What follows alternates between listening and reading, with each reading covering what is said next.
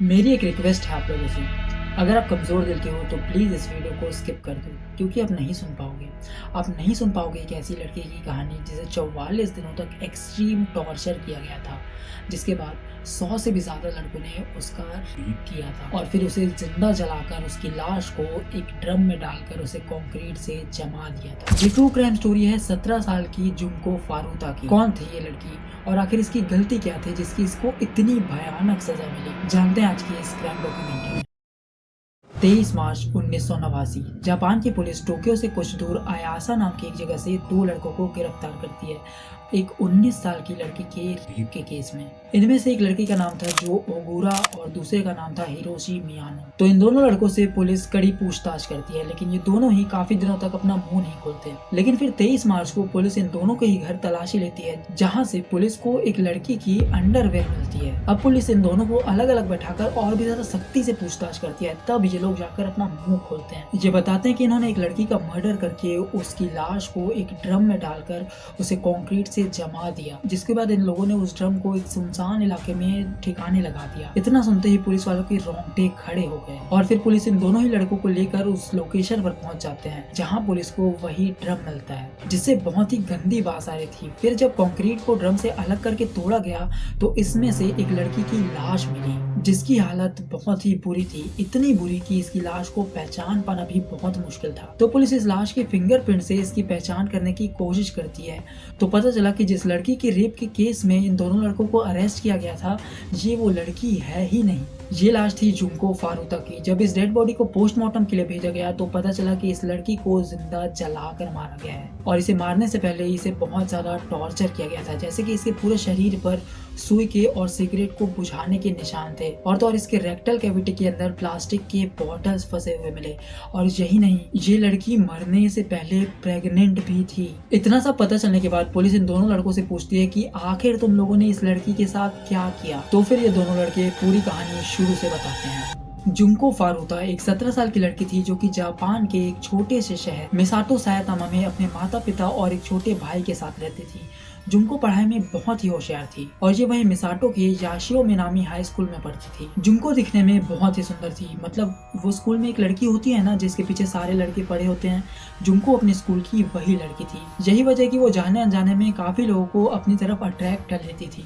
पढ़ाई के साथ साथ जुंको एक प्लास्टिक मोल्डिंग फैक्ट्री में पार्ट टाइम जॉब भी किया करती थी। जिस स्कूल में जुंको पढ़ती थी वहाँ एक और लड़का पढ़ता था, हिरोशी मिनाटो, और ये लड़का मन ही मन जुंको को पसंद करता था। तो एक दिन हिरोशी ने हिम्मत करके जुंको को प्रपोज कर दिया और उसे डेट के लिए पूछा, लेकिन जुंको ने उसे साफ साफ मना कर दिया क्योंकि उसे पता था कि ये लड़का बहुत ही बिगड़ा हुआ है और इसकी दोस्ती याकुजा गैंग से है।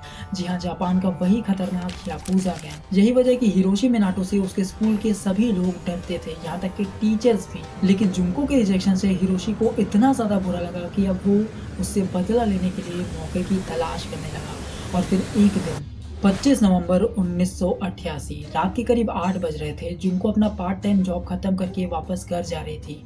इतने में हिरोशी और उसका दोस्त जुंको को अकेले जाते हुए देख लेते हैं और हिरोशी को लगता है कि बदला लेने का यही सही मौका है। तो वो अपने दोस्त से कहता है कि तुम जाओ और जुंको की साइकिल को गिरा दो, और उसका दोस्त फिर वैसा ही करता है। जिसके बाद हिरोशी वहां आकर जुंको की मदद करता है और वो उससे कहता है कि इतनी रात को अकेली मत जाओ, मैं साथ चलता हूँ।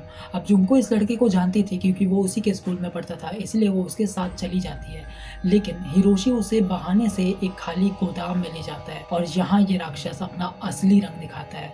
वो जुंको से कहता है कि अगर तुमने भागने की या किसी की मदद लेने की कोशिश की तो तुम्हें जान से मार दूंगा, इसीलिए चुपचाप मेरा कहना मानो। इतना कह के वो जुंको के साथ जबरदस्ती करने लगता है और वो जुंको के साथ बलात्कार करता है। फिर वो रात के करीब 10 बजे जुंको को लेकर एक होटल में जाता है। वहाँ पर वो जुंको के साथ मल्टीपल टाइम स्लीप करता है और मन भर जाने के बाद ये अपने दोस्त जो ओगुरा और 3 और दोस्तों को उसी होटल के कमरे में बुलाता है और ये लोग भी एक एक करके बारी बारी से जुंको के साथ जबरदस्ती करते हैं। और फिर ये सभी जुंको को लेकर नोबुरा मिनाटो, जो कि हिरोशी मिनाटो का ही दोस्त था, उसके घर ले जाते हैं और यहाँ से शुरू होता है जुंको का 44 डेज इन हेल।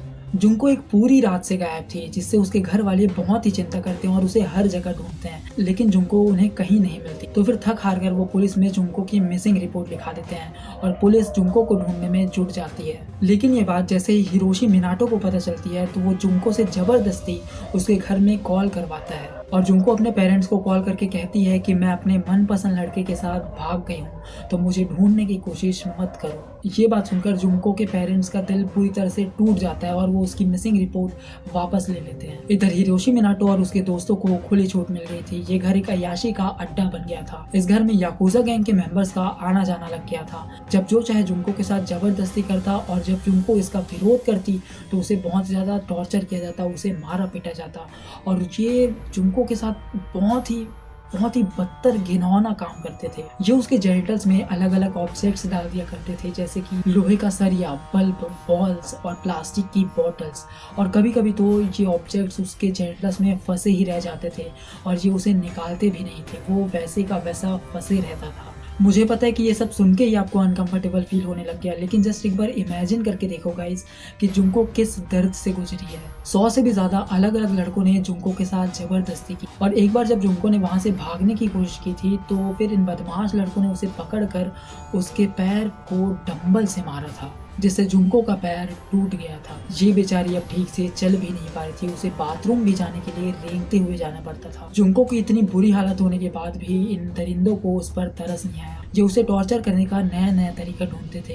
ये लोग मोमबत्ती को जलाकर उसकी मोम से जुनको के पूरे शरीर को जलाते थे और लाइटर से इन्होंने जुनको की आंखों के पलकों को भी जला दिया था। ये जुनको को जबरदस्ती कॉकरोच खिला दिया करते थे और उसे उसका खुद का पेशाब पीने के लिए मजबूर करते थे। और हद तो तब पार हो गई जब इन्होंने जुनको का लेफ्ट ब्रेस्ट ही काट दिया और तो और ये उसे ठीक से खाना भी नहीं देते थे, जिसकी वजह से उसके शरीर के घाव भी नहीं भर पा रहे थे और जुनको के पूरे शरीर से पस निकल रहा होता था और उसकी पूरी शक्ल भी बिगड़ चुकी थी, जिसकी वजह से अब इन दरिंदों को जुनको से घिन आने लगी थी। तो फिर ये लड़के अपनी हवस की भूख मिटाने के लिए एक 19 साल की लड़की को किडनैप कर लेते हैं और ये उसके साथ भी गैंग रेप करते हैं। इधर जुनको इतना ज्यादा टॉर्चर सहने के बाद भी जिंदा थी और वो रोज अपनी मौत की भीख मांगती थी। एक दिन हिरोशी मिनाटो और उसके दोस्त जुए में काफी सारा पैसा हार जाते हैं और उन्हें इस बात का बहुत गुस्सा आता है और वो घर आकर इसका पूरा गुस्सा जुनको पर उतारते हैं। वो उस दिन जुनको को 2 घंटे तक लगातार मारते रहते हैं, जिसके बाद वो उसके पूरे शरीर पर लाइटर का तेल डाल देते हैं और वहाँ से चले जाते हैं। लेकिन जुनको इस टॉर्चर को नहीं सह पाती और वो अपना दम तोड़ देती है।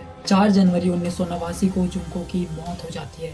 उसने 44 दिनों तक ये टॉर्चर सहा, लेकिन फिर 44वें दिन पर उसने अपना दम तोड़ दिया। ये बात जब हिरोशी मिनाटो और उसके दोस्तों को पता चली कि जुनको की डेथ हो चुकी है तो उन्होंने उसकी लाश को एक 55 गैलन के ड्रम में डाल दिया और उसे कंक्रीट से जमा दिया और फिर उस ड्रम को कोटो नाम की एक जगह पर सुनसान इलाके में छोड़ दिया। जब जुनको के पेरेंट्स को इस हैवानियत का पता चला तो वो पूरी तरह से टूट गए। हिरोशी मिनाटो और जो ओगुरा की गवाही के बाद उसके और 2 दोस्त नोबुरा मिनाटो और यासुशी वटनाबे को भी अरेस्ट कर लिया जाता है। जब कोर्ट में इन चारों को पेश किया जाता है तो पता चला कि ये चारों ही नाबालिग थे, तो इन चारों को सजा भी उसी के मुताबिक मिली। हिरोशी मिनाटो और जो ओगुरा को 10 साल, नोबुरा मिनाटो को 9 साल और यासुशी वटनाबे को 7 साल की सजा हुई।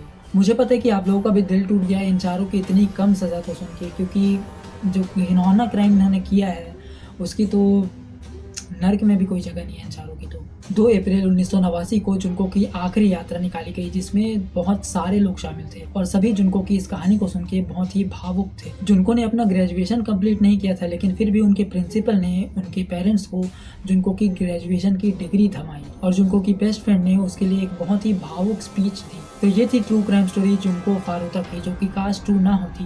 खैर, आपका इस पूरे केस पर क्या मानना है, क्या सोच है, नीचे कमेंट करके जरूर बताना। तो प्लीज इस चैनल को जरूर से सब्सक्राइब करें और इस वीडियो को ज्यादा से ज्यादा शेयर करें ताकि ज्यादा से ज्यादा लोग जागरूक हो और फिर कभी किसी जुनको फारुता के साथ ऐसा ना हो। तो मिलते हैं नेक्स्ट वीडियो में।